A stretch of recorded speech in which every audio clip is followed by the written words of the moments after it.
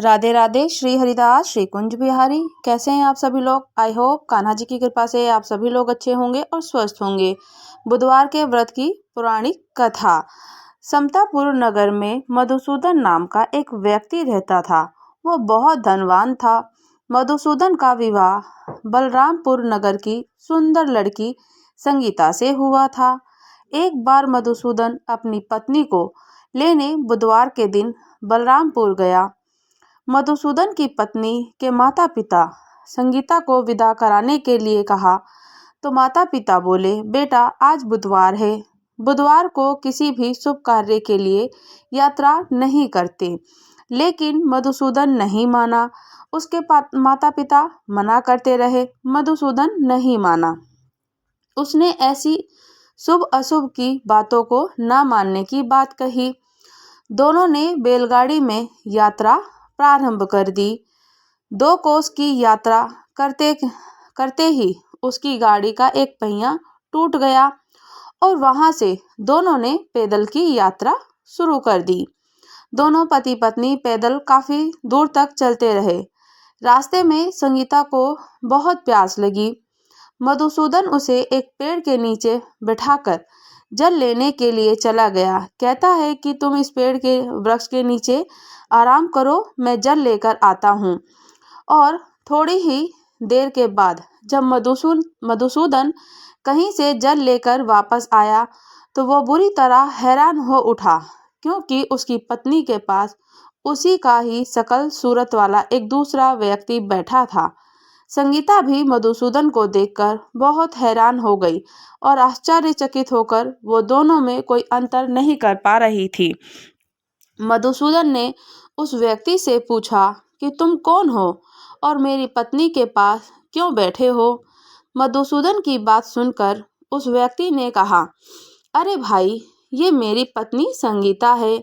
मैं अपनी पत्नी को ससुराल से विदा करा लाया हूँ। लेकिन तुम कौन हो जो मुझसे ऐसा प्रश्न कर रहे हो? तुम ही बता दो कि तुम कौन हो। मधुसूदन ने कहा, तुम जरूर कोई चोर या ठगी हो। ये मेरी पत्नी संगीता है। मैं इसे पेड़ के नीचे बिठाकर जल लेने के लिए गया था। इस पर उस व्यक्ति ने कहा, अरे भाई, झूठ तो तुम बोल रहे हो। मैं झूठ क्यों बोलता भला? संगीता मेरी पत्नी है और संगीता को प्यास लगने पर जल लेने तो मैं ही गया था। मैंने तो जल लाकर अपनी पत्नी को पिला भी दिया।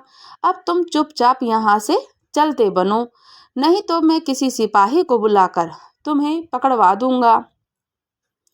दोनों एक दूसरे से लड़ने लगे। लड़ते लड़ते बहुत देर हो गई और वहां लोग इकट्ठा हो गए। नगर के कुछ सिपाही भी वहां आ गए। सिपाही उन दोनों को पकड़कर राजा के पास ले गए। सारी कहानी सुनकर राजा भी कोई निर्णय नहीं कर पा रहा था। संगीता भी उन दोनों में कोई अपने वास्तविक पति को पहचानने में नामुमकिन थी, पहचान नहीं पा रही थी, मना कर रही थी, क्योंकि दोनों में अंतर कोई दिखाई नहीं पड़ रहा था। वास्तविक पति को पहचानना मुश्किल हो रहा था। राजा ने दोनों को कारागार में डाल देने के लिए आदेश दिया। राजा के फैसले पर असली मधुसूदन भयभीत हो उठा। तभी आकाशवाणी हुई, मधुसूदन, तूने संगीता के माता पिता की बात नहीं मानी और बुधवार के दिन ही अपनी ससुराल से प्रस्थान किया। उनके माता पिता ने मना किया कि आज के दिन बुधवार को विदा नहीं की जाती, किंतु तू नहीं माना, तो ये सब भगवान बुध देव के प्रकोप से हो रहा है। मधुसूदन ने भगवान बुध देव से प्रार्थना की कि हे भगवान बुध देव, मुझे क्षमा कर दीजिए। मुझसे बहुत बड़ी गलती हुई है।